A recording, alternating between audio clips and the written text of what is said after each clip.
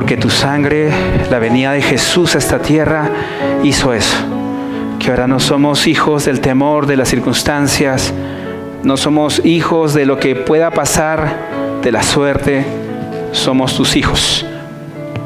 Y podemos confiar, y podemos descansar, Señor, en que tú eres un Padre bueno, que está para rescatarnos, para acompañarnos. Gracias por esta mañana que nos entregas, Señor. Qué bueno reconocer que más allá de lo que nos rodea, somos hijos de Dios. Tú lo quisiste así, tú hiciste todo para que suceda. Hoy respondemos a tu llamado, Señor, de ser hijos, amados, cuidados, protegidos por ti, en Cristo Jesús. Amén. Tomemos asiento, por favor. Estamos reiniciando una serie de predicación, pero ahora lo estamos haciendo con el libro de Éxodo que dejamos en el mes anterior para tocar misiones, ¿sí? Y volvemos al libro de Éxodo. Y el título del día de hoy es: donde pongo el ojo, pongo no la mira. Donde pongo el ojo, pongo la esperanza. ¿Qué es eso? ¿Cómo que donde pongo el ojo, pongo la esperanza? ¿De qué estamos hablando? Es increíble cómo la Biblia nos enseña que de donde coloquemos nuestra atención, donde pongamos nuestra vida, de eso depende muchas cosas. Es más, depende de cómo nos sentimos y cómo vivimos y cómo vemos el futuro. Para que recordemos un poquito, ¿qué cosas estábamos viendo en Éxodo? Vamos con la siguiente división. Decíamos que Éxodo podíamos dividirlo en 4 periodos, de los cuales aquí hay 3. El primer periodo es el periodo de la esclavitud, ¿se acuerdan? Luego el periodo de la libertad y luego el periodo de la disciplina. Y decíamos cómo el libro de Éxodo era como esa educación, esa pedagogía, esa forma de transmitir un mensaje profundo para las siguientes generaciones. Si te percatas, nuestra vida cuando se acerca a Jesús pasa exactamente por lo mismo. Pasa por un periodo de esclavitud. Estábamos en un periodo de esclavitud y de pronto el Señor aparece para llevarnos a un periodo de libertad.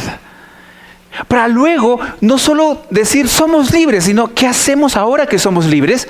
Pues ahora nos toca un periodo de disciplina. Entonces, cada vez que veamos Éxodo, lo que vamos a ver es la enseñanza práctica para nuestras vidas. ¿Qué pasó allá que es tan aplicable para mí el día de hoy? El Éxodo son como figuras, imágenes, películas, instructivos de lo que ellos vivieron allá. ¿Qué me toca vivir ahí, a mí? De lo que ellos entendieron allá, ¿qué me toca entender a mí? De la manera como ellos respondieron allá, ¿es la manera como debo responder hoy? Nuestra vida hoy tiene mucho que rescatar del libro de Éxodo. Y mira, vamos a recordar un poquito más. ¿Qué estaba pasando? Esto lo hemos visto en diferentes semanas. Todo empezó con Israel, esclavos de Egipto, más de 400 años. La Biblia dice 430 en un pasaje. Pero de pronto Dios llama a Moisés y junto con Moisés a su hermano para liberar al pueblo de Israel del dominio egipcio. Luego, para hacer esa libertad, porque el faraón no quería soltar a sus esclavos, el Señor manda 10 plagas contra los dioses egipcios. Y es interesante todo lo que se muestra ahí, porque Dios dice, ahora me van a conocer, ahora van a saber quién soy yo. Y se manifiesta por medio de las plagas. Lo interesante es que sucede ahí algo que se llama hoy la Pascua, que es una remembranza de que se tuvo que derramar sangre, tuvo que morir otro para que tú y yo podamos ser libres. Y eso es algo que sucede allá, se celebra la Pascua y sucede que muere el primer hijo de cada familia egipcia, de cada familia que no creyó en el mandato del Señor. Y cómo el hijo tiene que morir para que se entienda que puede haber y que hay libertad en Dios. Eso lo hemos visto. Y miren el capítulo de Éxodo 13, del 17 al 22.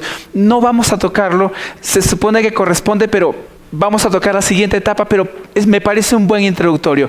Porque el pueblo es liberado, sale de Egipto, y sale de Egipto no como estaban como esclavos. Salen con oro, salen con plata, salen con ganado, salen de una manera increíble. Los esclavos ahora son libres. Los que antes no tenían nada y no tenían derecho a nada, hoy tienen dinero, provisión, una futura tierra prometida. O sea, hay un pacto cumpliéndose. Pero ahora, ¿qué va a pasar? Miren lo que Dios hace. Dios iba delante de ellos. Ellos salen por el camino y Dios iba delante de ellos de día en una columna de nube para guiarlos por el camino, y de noche en una columna de fuego para alumbrarles, a fin de que anduviesen de día y de noche. Me encanta el amor de Dios, me encanta la ternura de Dios, que libera a su pueblo, pero no los deja ahí. Bueno, ya son libres. No. Yo voy a estar con ustedes siempre. Díganme, ¿no es eso lo que pasa en nuestras vidas? Miren cómo Éxodo es una imagen nuestra. Un día tú y yo estábamos siendo dominados, enseñados, instruidos, y nosotros vivíamos de acuerdo a una norma totalmente contraria a Dios, esclavizados a un sistema que nos decía que lo malo es bueno y que lo bueno es malo y anticuado. Pero de pronto Dios usó a una persona o una iglesia o a alguien que te compartió la palabra y te dijo que hay un Dios de libertad. Y Dios hizo una gran manifestación de una u otra forma, quizás a través de una prédica, quizás a través del contacto con unas personas. A mí me llevó a un campamento al que no debí ir por un tema de salud, pero Dios hizo esas maravillas y estando allí nos mostró el camino de salida. Y el camino de salida era que el Hijo de Dios, en este caso, murió por ti y por mí, para que tú y yo podamos ser libres de un sistema y de un pensamiento egoísta donde solamente busca el bien común, a una vida donde somos hijos de Dios. Y así como a ellos los acompaña una columna de fuego y una nube, a ti y a mí nos acompaña el Espíritu Santo, que está con nosotros todo el tiempo, de día y de noche. No estamos solos, estamos con Él. ¿Ves cómo el libro de Éxodo es una imagen de nuestra vida? Por lo tanto, si es una imagen de nuestra vida, lo que pasó ahí nos puede enseñar hoy a ti y a mí cómo vivir. ¿Te animas a estudiar Éxodo? Donde pongo el ojo, pongo la esperanza. ¿Qué tiene que ver eso con lo que vamos a predicar? Mucho. Porque así como el cazador quiere cazar algo y coloca todas sus emociones, sentimientos, concentración en una mira telescópica y apunta y ¡plaj! Así tú y yo somos muchas veces cuando entregamos nuestra confianza y nuestra seguridad en lo que vemos. Por lo tanto, ¿qué es lo que estamos mirando? Es una pregunta que durante esta exposición nos vamos a responder. ¿Qué pasó? Estamos en el capítulo 14. ¿Y qué sucede en el capítulo 14? La nube está acompañándolos, la columna de fuego está acompañándolos. Ellos están caminando alegres, felices. Y de pronto Dios le dice, no vayan por esta ruta, vayan por otra ruta. ¿Por esa ruta? Pero si esa ruta no tiene salida. Pero Dios dijo, vamos por esa ruta. Y deciden ir. Y sucede lo siguiente. El faraón se da cuenta que el pueblo de Israel está yendo hacia una trampa. Está yendo hacia un lugar que no tiene salida. Y el faraón dice, ¿cómo fue posible que dejemos ir a todos estos esclavos? ¿Quién va a construir las pirámides ahora? ¿Quién nos va a servir? No, vamos a capturarlos. Y lo interesante aquí es que el faraón, ustedes recuerdan el corazón de cólera que tenía, de odio, de orgullo, que no quería ceder. Ese faraón toma 600 carros de batalla. Y en los carros no coloca soldados, coloca oficiales, dice la Biblia. O sea, se asegura de colocar a la gente feroz que tenía, a la mejor gente, y va a perseguir al pueblo de Israel que está caminando. Que está caminando directo a lo que el faraón creía era una tremenda trampa. A los ojos de los hombres Dios llevando al pueblo a una trampa. Y de pronto sucede esto, 8b. Los israelitas, los cuales marchaban con aire triunfal, otra versión dice con paso firme, otra versión dice con la mano arriba. Imagínense cómo estaban marchando los israelitas. Claro, tenían oro, tenían plata, tenían ganado, eran libres y estaban súper felices. Ven que el faraón se empieza a acercar. Versículo 10. Al acercarse Faraón, los israelitas alzaron los ojos y vieron que los egipcios marchaban tras ellos. Entonces los israelitas tuvieron mucho miedo y clamaron al Señor. Piensa en esto. ¿Qué produce que una persona liberada por Dios, en ese grupo estamos tú y yo, qué produce que una persona liberada por Dios, que está marchando con aire triunfal, de pronto tenga mucho miedo? ¿Qué produce? Ellos miraron que los egipcios marchaban detrás de ellos. Yo me imagino a los egipcios que veían a todas esas 600 carros, ¿te imaginas? Por el desierto. ¿Te imaginas la cantidad de arena que levantaban? Debe haber sido una imagen realmente aterradora. ¿Y ellos qué armas tenían? Pero, ¿no acababan de pasar las 10 plagas? ¿Dios no había convertido el mar en sangre?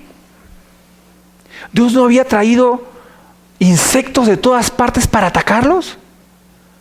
¿Dios no le había quitado la vida, inclusive hasta el hijo del faraón?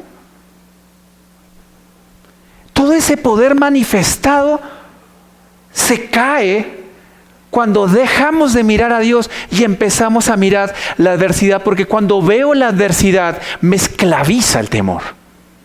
Por favor, quiero invitarte a que en este momento busques en tu mente y en corazón cuál es tu adversidad presente. Yo la tengo. Vine a esta prédica con mi adversidad bien clara. ¿Cuál es la tuya? ¿Cuál es la adversidad que hoy tú estás viviendo? ¿Y qué te parece si esa adversidad la comparamos y la estudiamos a la luz de la palabra y dejamos que Dios nos aconseje? ¿Cuál es tu adversidad presente? Por favor, piensa. ¿La tenemos? Si la tienes, levanta la mano. ¿Ya la tenemos? Ubiquen su adversidad, por favor. ¿La tenemos? ¿Sí? Listo. O todo está bien. Si todo está bien, quiero ser tu amigo. Siempre hay algo que está ahí presente. Y en este caso, por favor, percátense eso. La palabra "y clamaron al Señor" después de tener miedo, en el original es el reclamo con angustia. ¿Te imaginas eso? No es que dijeron "Señor, ayúdanos". No, es que dijeron "Señor, ¿qué hacemos?". Es la angustia que te lleva a actuar. Es esa angustia que te produce dolor de estómago. ¿Te ha pasado? ¿Que tienes que comer para que se te pase? Es esa angustia que cuando te vas a dormir, ¿qué pasa? Ni las ovejas funcionan. Es esa angustia que no nos deja en paz. Dice los israelitas, los cuales marchaban con aire triunfal. Al acercarse Faraón, los israelitas alzaron los ojos y vieron que los egipcios marchaban tras ellos. Entonces los israelitas tuvieron mucho miedo y reclamaron al Señor. Y cuando en tu corazón y en mi corazón pasa que nos fijamos en la adversidad, dejamos de ver la libertad que Dios nos ha dado. ¿Y qué pasa cuando en nuestro corazón hay angustia? Mira cómo responde el pueblo. Versículo 11. Y dijeron a Moisés: ¿acaso no había sepulcros en Egipto que nos sacaras a morir en el desierto? 430 años de esclavitud, por fin son libres y siguen pensando en Egipto. ¿Por qué nos has tratado de esta manera sacándonos de Egipto? Otra vez Egipto. ¿No es esto lo que te dijimos en Egipto? Déjanos para que sirvamos a los egipcios, porque mejor nos hubiese sido servir a los egipcios que morir en el desierto. ¿Sabes cuál es el problema cuando tú y yo nos enfocamos en la adversidad y no nos enfocamos en la labor que Dios ha hecho en nuestra vida. El problema es que nos entra el miedo porque no sabemos qué hacer y empezamos a ver la salvación como una frustración. ¿De qué sirvió ser cristiano? ¿De qué sirvió? Empezamos a ver que hasta mala suerte tenemos. Esto es culpa de Dios. Y lo más triste que sucede en nuestra vida, ¿saben qué es? El deseo de esclavitud. Para Dios, y eso aparece en la historia de la Biblia, para Dios fue muy fácil sacar de la esclavitud al pueblo. Pero sacar del corazón del pueblo la esclavitud, para Dios eso fue muy difícil. Y a ti y a mí nos puede pasar que cuando vemos la adversidad decimos, es que antes pecaba y no había problema, ahora paro pidiendo perdón. No sé qué hacer, no puedo con esto. Puedes empezar a decir, pues antes hacía mis cositas y no había lío, nadie se enteraba. Y ahora, como que antes era mejor, ¿no? Tenía mis infidelidades, pero pues cositas. Ahora, y empezamos a anhelar esa esclavitud de antes. Empezamos a creer que era mejor cuando no éramos cristianos. ¿Sabes qué muestra esto? Una fe circunstancial. Que cuando todo me va bien, cuando estoy saliendo libre, cuando hay trabajo, cuando hay dinero, cuando todo está bien, cuando hay salud, entonces qué fácil. Pero cuando de pronto me llega la adversidad y en lugar de ver al Señor, miro mi adversidad, me entra el temor, me entra el pánico y es más fácil o mejor no ser cristiano. Un día un joven, estábamos en una reunión con jóvenes cantando y llega una pandilla y nos rodea. Estábamos en la calle. El jefe de la pandilla se me acerca y se pone, yo estaba acá y se pone a costado y me dice,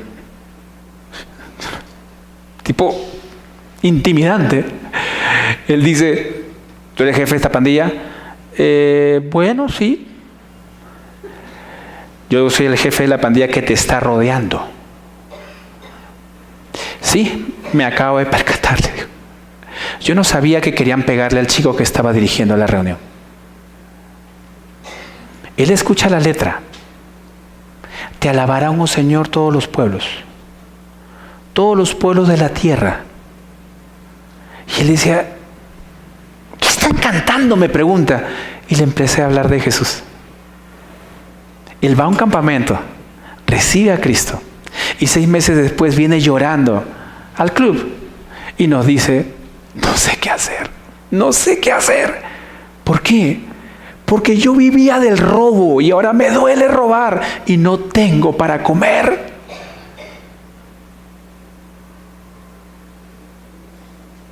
Parece que era mejor o más fácil no ser cristiano, ¿verdad?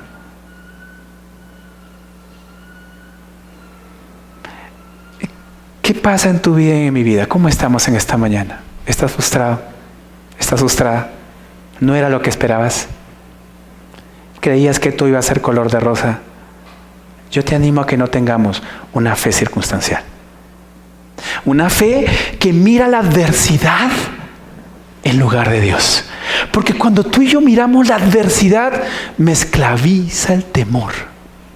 Porque no sabemos qué hacer.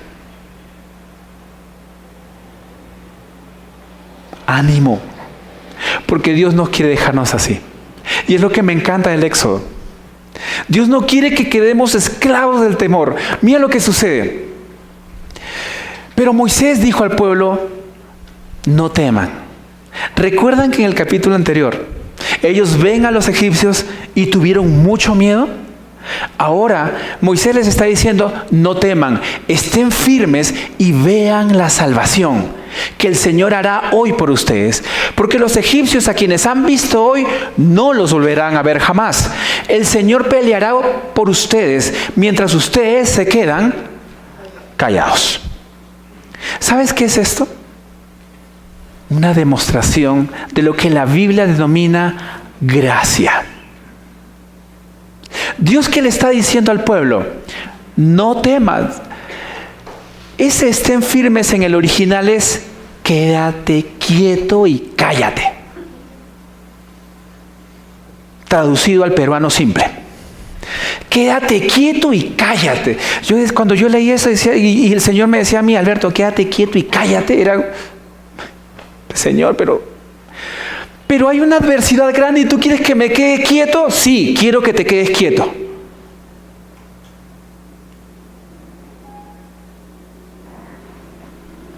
Quiero que te quedes quieto y veas la salvación que Dios va a dar. Quiero que veas lo que como padre puedo hacer por ti. Dice: el Señor peleará por ustedes mientras ustedes se quedan.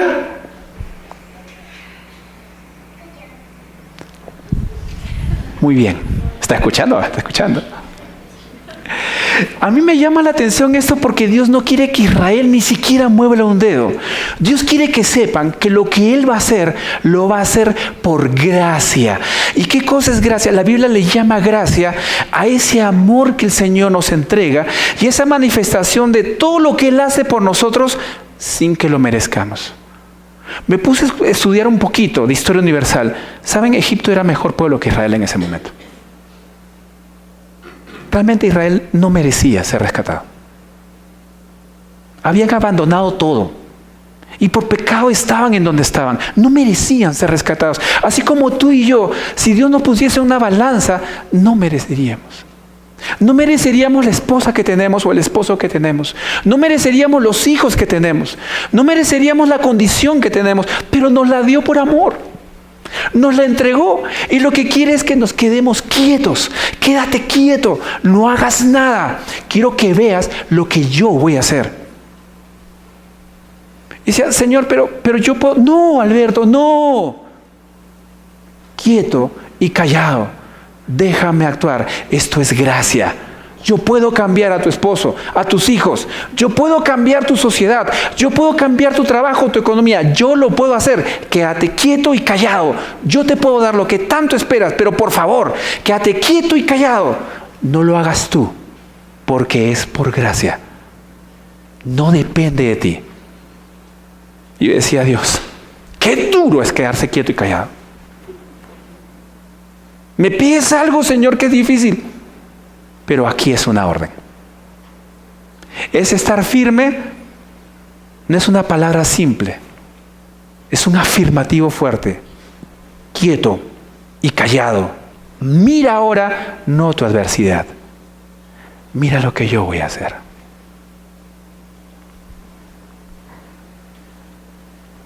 ¿Vieron a los egipcios?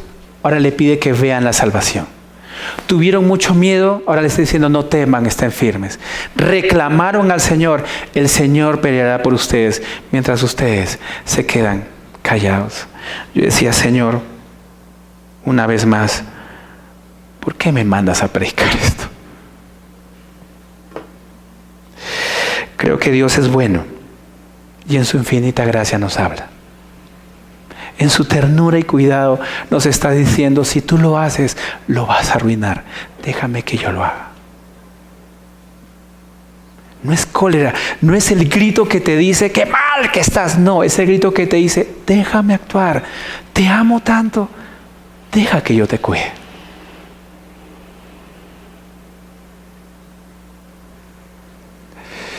Pero Dios no solamente quiere que nos quedemos callados y tranquilos. Dios nos quiere llevar a un nivel más. Para mí estos son como niveles. Nuestra fe siempre empieza circunstancial. Siempre que empezamos con el Señor o siempre que empezamos una nueva etapa de la vida, siempre se vuelve como circunstancial. Algo muy sencillo. Uno empieza un nuevo reto y le empieza a ir bien. Uy, Señor, el Señor me está ayudando, el Señor me está cuidando. Y de pronto todo te empieza a caer. Uy. ¿Y si no era voluntad del Señor? ¿Verdad? Nuestra fe empieza circunstancial. Y de pronto Dios nos dice, no es por gracia. Quédate tranquilo, es por gracia. Yo lo voy a hacer. Nos lleva a un nuevo nivel de fe, donde se trata de lo que Él hace y no de lo que nosotros hacemos. Pero ahora quiere llevarnos a otro nivel de fe, uno mayor. Mira lo que sucede después. Cuando veo su poder, me produce reverencia. ¿Qué está sucediendo? Mira, en el 16 dice que Moisés dividió el mar y caminaron en seco. Dios le dice a Moisés, ¿qué hace clamando? Párese, agarre su vara y abre el mar para que el pueblo pase. No era una trampa a la que te llevé, Moisés. No era una trampa, era una oportunidad para que veas quién soy yo como Padre, quién soy yo como Dios, como Todopoderoso. Los egipcios sabrán que yo soy el Señor. La columna de nube se les puso detrás, y eso a mí me parece maravilloso. El pueblo caminaba en medio de dos muros, caminaba de mar, caminaban y la nube se puso detrás. Y la Biblia literalmente dice que los egipcios no podían pasar, porque tú eras tinieblas para ellos.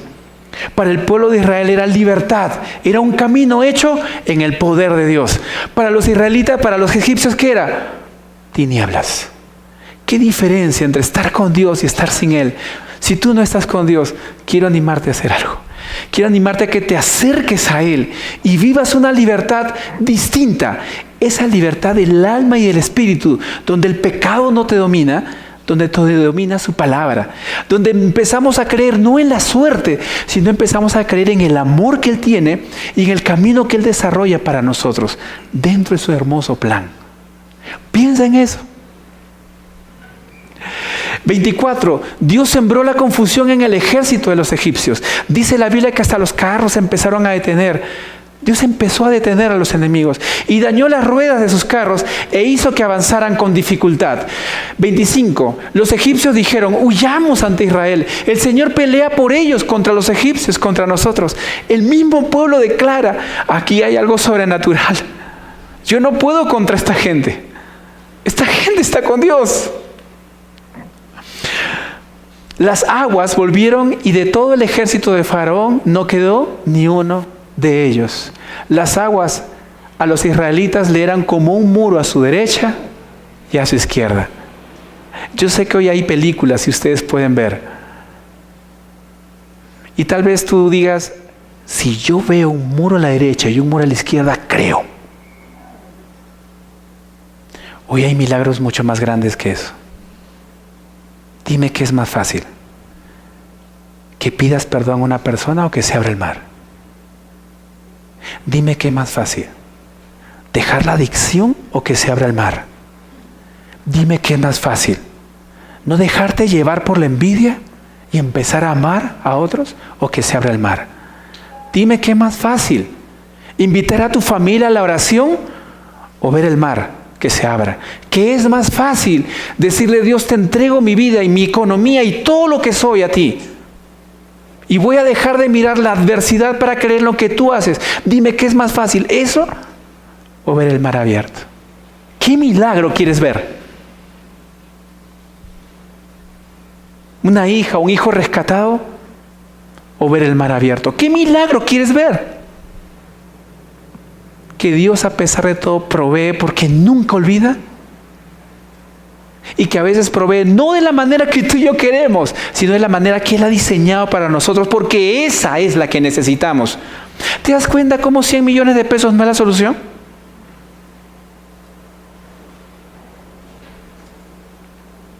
Dice el pasaje, cuando Israel vio el gran poder, al principio, ¿qué vio? A los egipcios persiguiéndolos, miraron su adversidad y se llenaron de temor. Luego Dios los invita a decirles, quédense tranquilos, cálmense, en silencio, callaos, quietos, vean lo que yo voy a hacer. Uno ve su gracia, deja de ver la adversidad y empieza a ver a Dios, al Salvador y su gracia. Y ahora les está diciendo, cuando veo su poder me produce reverencia.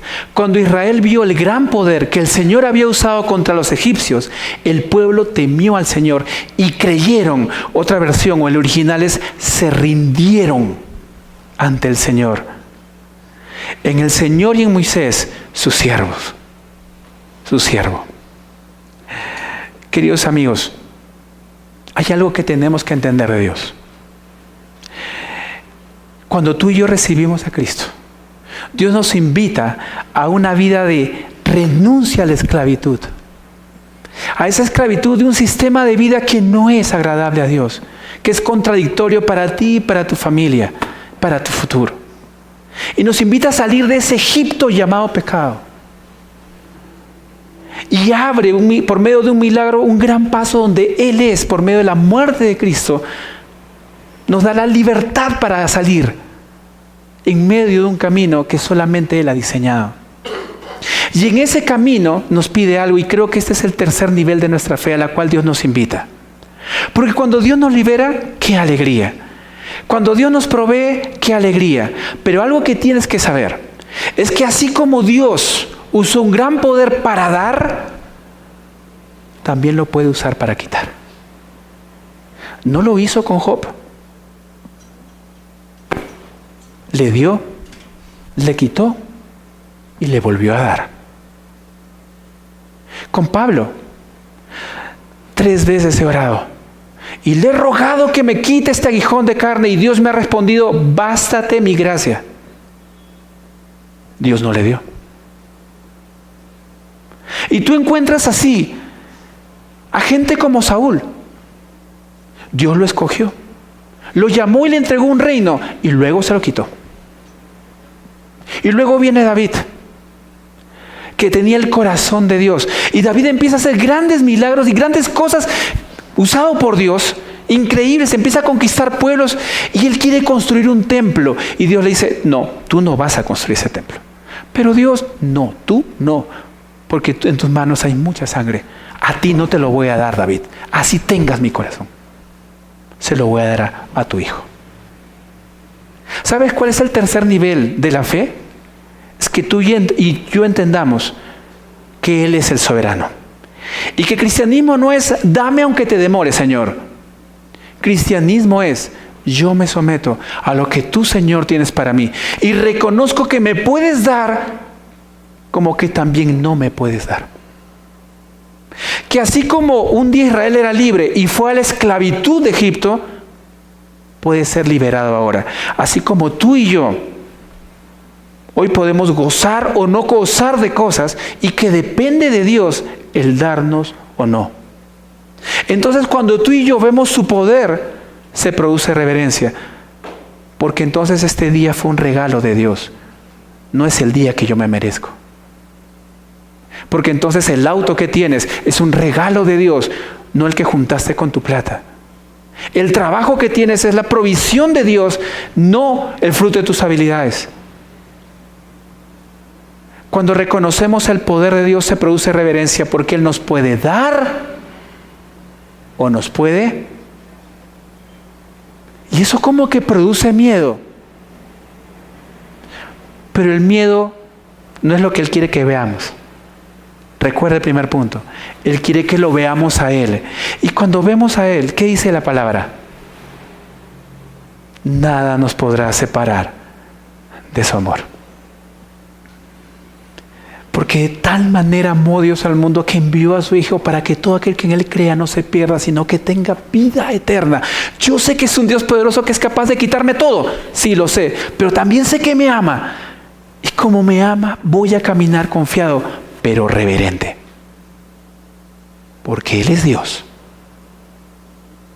Y tú podrás molestarte con Él. Como dice Gus: me molesté con Dios. Qué preocupado estará Dios con tu molestia. Dios es Dios. Es nuestro Padre. Y es un Padre que por pan no nos va a dar una serpiente, dice la palabra. Él nos ama y nos quiere proveer, pero recuerda, Él puede dar y quitar. Porque Él es Dios. Seamos reverentes. Cuando veo la adversidad, nos esclaviza el temor. Cuando vemos al Salvador, nos libera su gracia. Cuando vemos su poder, nos produce reverencia. Reto personal y familiar. ¿Qué estás mirando cuando tu adversidad te persigue? Si estás mirando la adversidad, ya sabes lo que te viene. mucho miedo y mucho reclamo y mucha cólera y muchas ganas de creer que antes era mejor. Si estás mirando el actuar de Dios y esperando en paz y en confianza, vas a poder ver la gracia que Él tiene sobre ti. Y si estás mirando el poder de Dios en esta adversidad, vas a decir: Señor, yo sé que si tú quieres me das, y si no quieres no me vas a dar, pero me des o no me des, no olvido que soy hijo de Dios y no un esclavo del temor.